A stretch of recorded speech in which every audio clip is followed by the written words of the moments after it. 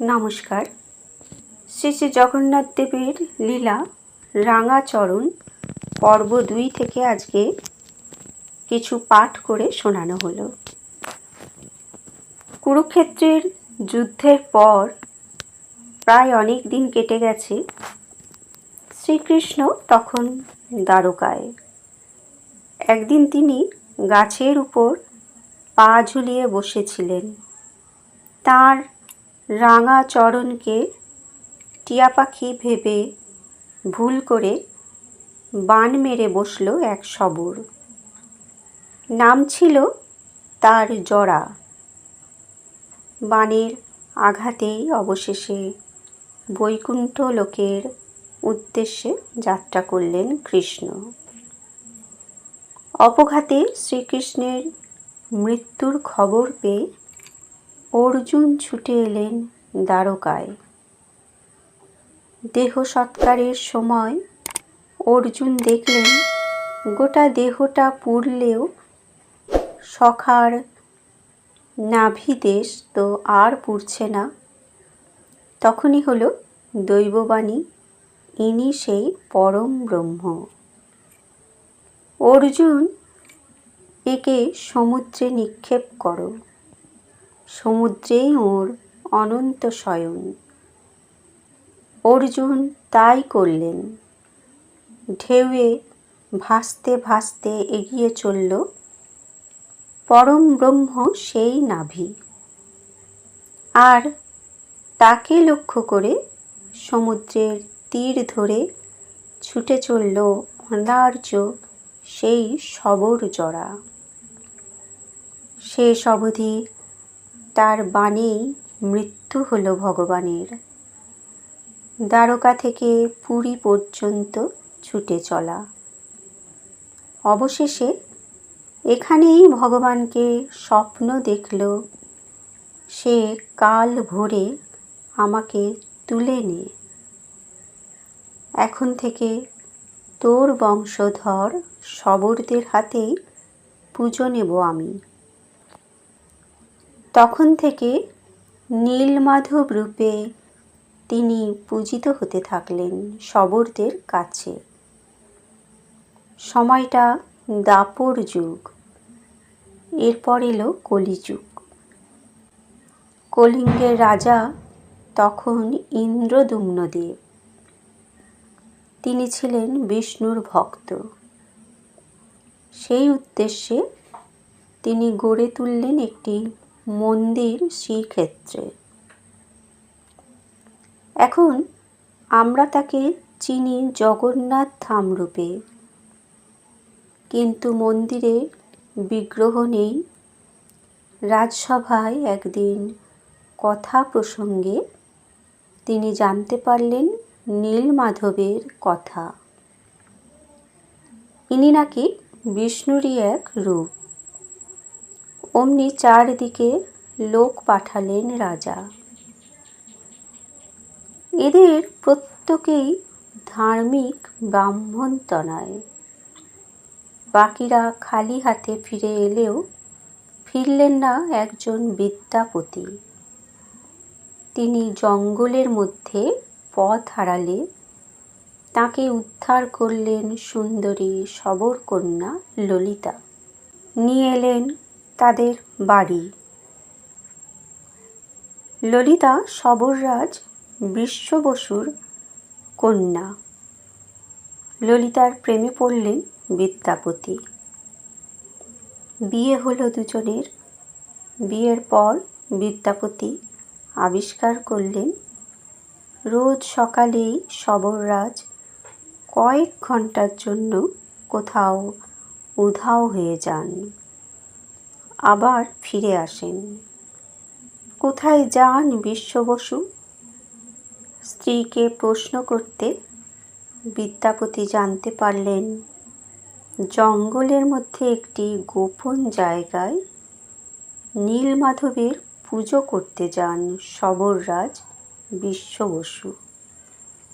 নীলমাধবের সন্ধান যখন পাওয়া গেছে তখন আর ছাড়ার নয়। অমনি বিদ্যাপতি বায়না ধরলেন তিনিও দর্শন করবেন নীলমাধবকে। বিশ্ব বসু প্রথমে রাজি না হলেও অবশেষে মত দিলেন, তবে শর্ত সাপেক্ষে। বিগ্রহ পর্যন্ত চোখ বেঁধে যেতে হবে বিদ্যাপতিকে। জামাতা হলেও বিদ্যাপতিকে কোনোভাবেই নীলমাধবের সন্ধান দিতে রাজি ছিলেন না বিশ্ব বসু। বিদ্যাপতিও ছাড়ার পাত্র নন। চোখ বাঁধা অবস্থায় যাওয়ার সময় তিনি গোটা পথটায় সর্ষের দানা ছড়াতে ছড়াতে গেলেন। যথাস্থানে পৌঁছে যখন তিনি দর্শন পেলেন নীলমাধবের, তখন তাঁর প্রাণ আনন্দে ভরে উঠল।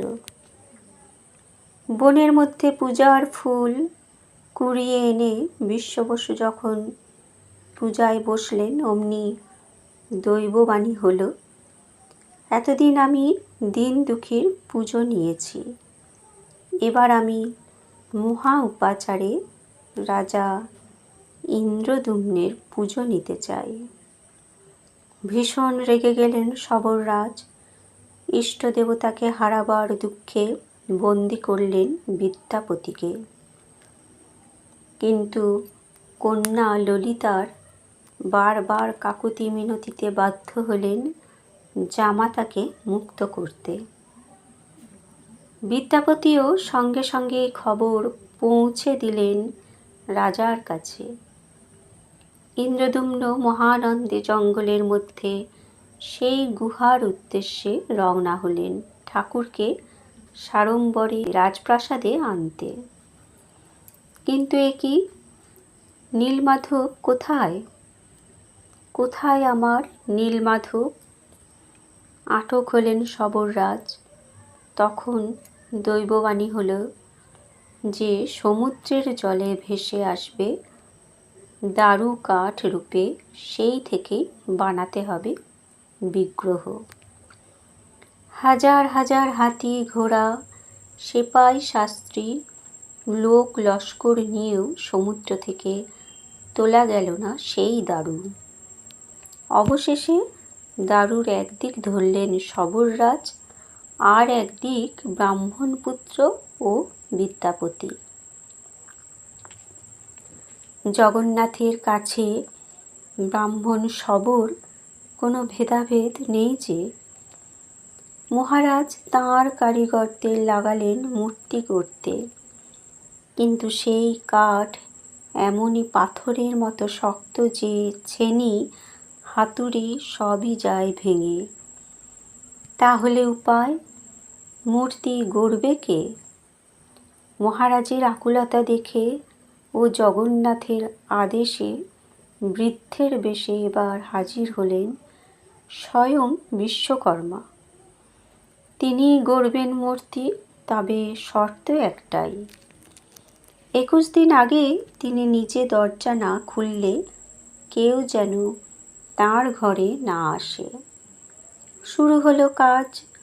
ইন্দ্রদ্যুম্নের রানী গুন্ডিচা রোজই রুদ্ধ দুয়ারে কান পেতে শোনেন কাঠ কাটার ঠক ঠক শব্দ। 14 দিন পর হঠাৎ রানী দেখলেন রুদ্ধদ্বার কক্ষ নিস্তব্ধ। কি হলো? কৌতূহল চেপে রাখতে না পেরে রানী মহারাজকে জানাতেই ইন্দ্রদ্যুম্ন খুলে ফেললেন কক্ষের দরজা। ভেতরে দেখেন বৃদ্ধ কারিগর উধাও। পড়ে আছে 3টি অসমাপ্ত বিগ্রহ। তাদের হাত পা কিছুই গড়া হয়নি। গর্হিত অপরাধ করে ফেলেছেন ভেবে দুঃখে ভেঙে পড়লেন রাজা। তখন তাঁকে স্বপ্নাদেশ দিয়ে জগন্নাথ বললেন যে এমনটা আগে থেকেই পূর্ব নির্ধারিত ছিল। তিনি এই রূপেই পূজিত হতে চান। সেই থেকেই শ্রী জগন্নাথ দেবের বিগ্রহ ওভাবেই পূজিত হয়ে আসছে যুগ যুগ ধরে। নীলাচলে নীলমাধব প্রভু জগন্নাথ। ভক্তজনে কৃপা করো, দাও গো আশীর্বাদ।